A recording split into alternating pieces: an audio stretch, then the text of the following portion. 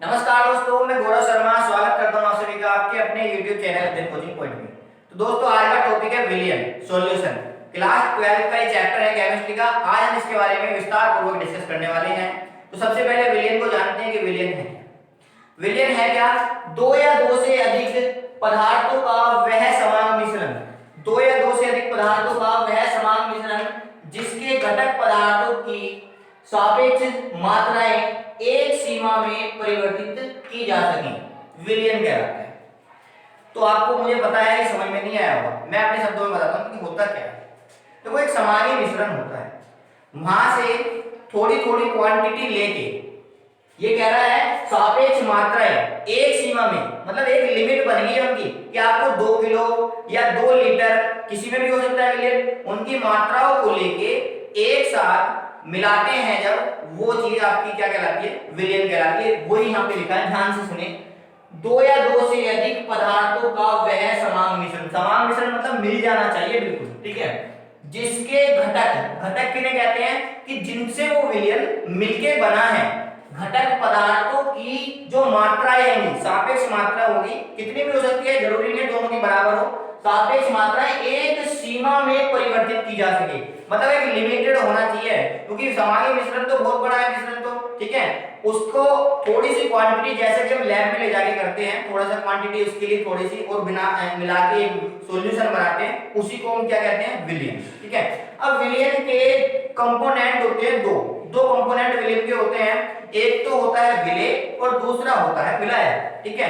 विलेय को जो हम बोलते हैं इंग्लिश में सोल्यूट बोलते हैं, और विलायक को जो बोलते हैं वो सोलवेंट बोलते हैं। तो सबसे पहले अब इनकी पहचान कैसे करेंगे भाई? विलियन में सोल्यूट क्या होता है और सोलवेंट क्या होता है, विलेय और विलायक क्या होते हैं, इनकी पहचान हम कैसे करेंगे?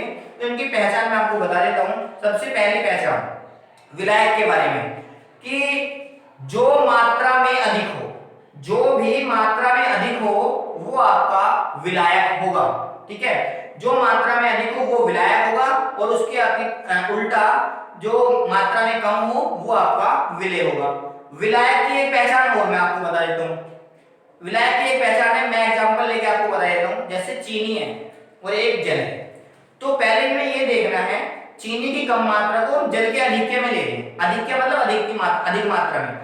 तो आपको पता है जब चीनी को जल में आप घोलोगे, ठीक है, तो चीनी जल में घुल जाएगी, चीनी जल में घुल जाएगी। तो हमें पता है कम मात्रा में चीनी थी, अधिक मात्रा में जल था, और घुलने के बाद हमें मात्रा कैसी मिली? लिक्विड ही मिला भाई। विलायक हमारा जल था और बाद में भी हमें जल ही मिला।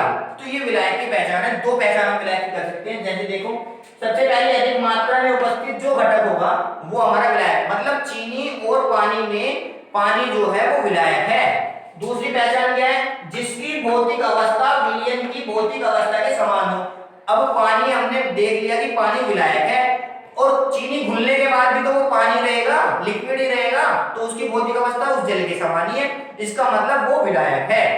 आई बात समझ में? ये विलायक हो गया। अब विलेय की बात करते हैं। विलेय जो होता है, विलेय होता है कम मात्रा वाला, ये मैंने आपको बताया।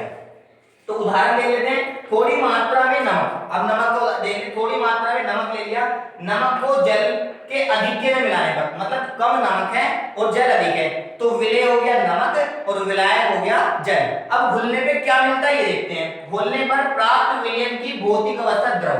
भाई जब नमक को आप जल में घोल दोगे तो आपको नमकीन वाला जल मिलेगा तो जल ही, इसका मतलब द्रव अवस्था मिल रहा है, और द्रव अवस्था में अगर ये मिल रहा है तो इसका मतलब हमारे विलायक की भी अवस्था द्रवी होगी, क्योंकि ये इससे पता चल जाता है कि वो विलायक होता है। अगर हम बात करें विलयन की, तो विलयन जरूरी नहीं है केवल एक विलेय और एक विलायक से मिलकर बनाओ, ऐसा कुछ नहीं है। क्योंकि आपको पता है खाना वगैरह बनाते हैं तो उसमें क्या होता है, बहुत सारी चीजें मिक्स करनी पड़ती है। तो द्विक विलयन भी हो सकता है, त्रिक विलयन भी हो सकता है। द्विक विलयन में एक विलेय और एक विलायक होगा, ठीक है, और जो त्रिक विलयन होगा उसमें दो विलेय एक विलायक होगा।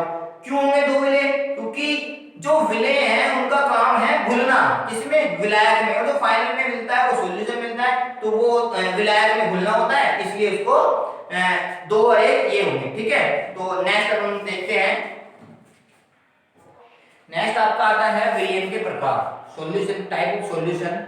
तो विलयन को 9 पार्टों में डिवाइड किया गया है, कि जो सॉल्यूशन हो सकता है वो किस किस तरह से हो सकता है। ये विलेन के प्रकार मैंने लिए हैं, ये विलेन लिया है, विलायक लिया है और उसके उदाहरण भी मैंने साथ साथ लिए। तो सबसे पहला ठोस का ठोस, ठोस का ठोस से विलयन देखते हैं कैसे है। तो इसमें ठोस ही आपका विलय है और ठोस ही आपका विलायक है, दोनों ही ठोस है। तो इसका क्या एग्जांपल हो सकता है, जितनी भी मिश्र धातुएं हैं वो सब आपकी क्या है, वो आपकी ठोस का ठोस में विलयन है। ठीक है, जैसे कि मैं पीतल को ले लेता हूँ, उसमें कॉपर और जिंक का जो है वो मिश्रण है। ठीक है, कांसे को ले लेता हूँ, जिसे कांस्य पदक के बारे में आप जानते हैं, सुना होगा, स्वर्ण पदक, रजत पदक और कांस्य पदक, वो कांसा बोलते हैं। ठीक है, उसमें तांबा और टीन होता है। इसी तरह से जितनी भी मिश्र धातुएं हैं वो सब जो है ठोस ठोस। नेक्स्ट आपका आ जाता है ठोस और द्रव। इसका मतलब जो आपका ठोस है वो विलय तो ठोस है और द्रव जो है वो आपका विलायक है। ठीक है, विलय ठोस है, द्रव आपका विलायक। अब ऐसे एक एग्जांपल हम देख लेते हैं, जैसे कि आपको मैंने बताया था चीनी या नमक या यूरिया। ठीक है, चीनी को आप पानी में बोल रहे हो, चीनी ठोस है और जल आपका द्रव है। नमक को बोल रहे हैं, नमक आपका ठोस है। इसी तरह इसके विलयन जो आपके क्या कहलाएंगे, ठोस का द्रव में विलयन। बात करते हैं ठोस के गैस में। पहले ठोस के ले रहे हैं तीनों, फिर द्रव के तीनों लेंगे, फिर गैस के। अब ठोस का ठोस में हो गया, ठोस का द्रव में, ठोस का गैस में। तो विलय आपका ठोस है और विलायक आपका गैस है। विलय विलायक मैं अच्छी तरह बता चुका हूं क्या होते हैं। ठीक है, तो ठोस का गैस में किस तरह से विलयन होता है। आयोडीन या कपूर आपने देखा होगा, ये क्या होता है, जब इनको हीट करते हैं, गर्म करते हैं, तो ये बिना द्रव में बदले सीधे वायु में बदल जाते हैं ठोस से। ठीक है, ठोस से सीधे वायु में बदल जाते हैं, तो यही आपका ठोस से गैस का विलयन कहलाएगा। जैसे कि आयोडीन, कपूर और नौसागर, ये कौन सी क्रिया से ये बदलते ही काफी बार पूछा जा चुका है, ऊर्ध्वपातन। उस क्रिया को बोलते हैं ऊर्ध्वपातन। ऊर्ध्वपातन द्वारा ये ठोस से डायरेक्ट गैस में बदल जाते हैं, बिना द्रव में बदले। नेक्स्ट आपका आता है द्रव का गैस। द्रव का गैस, तो द्रव क्या है आपका, विलय है, और गैस क्या है, द्रव क्या है आपका, विलय है और गैस। ये गड़बड़ हो गया है, ये द्रव का ठोस है, गैस नहीं है, ठोस है, ध्यान रखना है। ठीक है, ये मिसप्रिंट हो गया है। तो द्रव का ठोस में, आपके पहले द्रव का ठोस, द्रव ये हो गया आपका विलय, और जो ठोस है आपका वो हो गया विलायक। ये कैसे होता है, क्रिस्टल जल युक्त लवण, जैसे जिंक और एमलगम। ठीक है, जो आपका जल होता है क्रिस्टलों द्वारा, आप क्रिस्टल के बारे में पढ़ेंगे नेक्स्ट धीरे धीरे, जैसे मैं बताऊंगा सभी के बारे में आपको डिस्कस करूंगा। अभी आप फिलहाल याद रखें, क्रिस्टल जल युक्त लवण और जिंक और एमलगम का जो मिश्रण होता है वो द्रव और ठोस को। अब द्रव की बात करें, द्रव तो आपको पता ही होगा, एल्कोहल में जल का विलयन। ठीक है, ये बहुत अच्छा है, सबसे अच्छा बेस्ट एग्जांपल तो यही है कि जल में अल्कोहल का, टालविन में बेंजीन का, ये द्रव होते हैं। मतलब वही है कि आप जो है कोई भी पानी में दवाई मिला के पीते हो तो द्रव का विलयन है। ठीक है, तो ये सब ठीक है। उसके बाद आ जाता है द्रव का गैस में विलयन। अब द्रव आपका विलय हो गया और गैस आपका विलायक हो गया है। ठीक है, इसमें आपको, इसमें वायु के एयरसोल बनते हैं छोटे छोटे, उसके बारे में हम डिस्कस करेंगे 12th क्लास केमिस्ट्री में। ये इसमें से कोई भी टॉपिक ऐसा नहीं है जो आप नहीं पढ़ेंगे, आप सभी टॉपिक पढ़ेंगे। फिलहाल आप ये ध्यान रखें, एक तो एयरोसोल होता है, दूसरा वायु में जलवाष्प, बहुत ही बेस्ट एग्जांपल है। आपने देखा होगा ओस पड़ती है, ठीक है, तो वायु में जो जलवाष्प है वो क्या है, वो आपका सबसे अच्छा एग्जांपल है ये ओस जो पढ़ना होता है, किसका, द्रव का गैस। ठीक है, उसके बाद बात करते हैं गैस का ठोस में। गैस के आ गए हैं, तो गैस क्या हो गया आपका, विलय, और ठोस हो गया आपका विलायक। ठीक है, तो गैस का ठोस में कैसे, एक पैलेडियम धातु होती है जो हवाई जहाज को बनाने के काम आती है, पुर्जे बनाने के काम आती है, ध्यान रखना। तो उसमें अधिशोषित हाइड्रोजन। अब अधिशोषण क्या होता है, अधिशोषण अवशोषण, इसके बारे में भी आप डिस्कस डिटेल जो है वो नेक्स्ट चैप्टर में पढ़ेंगे। ठीक है, अभी फिलहाल आपको ये याद रखना है, पैलेडियम में अधिशोषित हाइड्रोजन।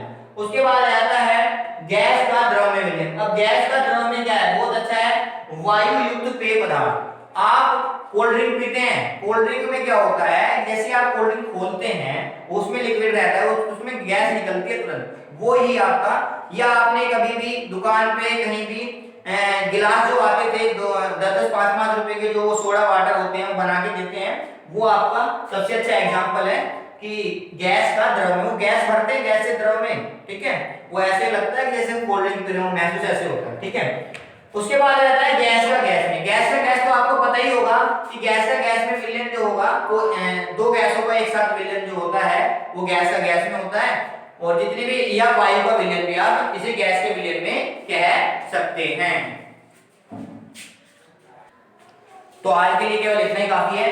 नेक्स्ट वीडियो मिलते हैं पार्ट नंबर 2 के द्वारा, ठीक है, उसमें हम डिस्कस करेंगे विलयन के नेक्स्ट टॉपिक के बारे में। धन्यवाद।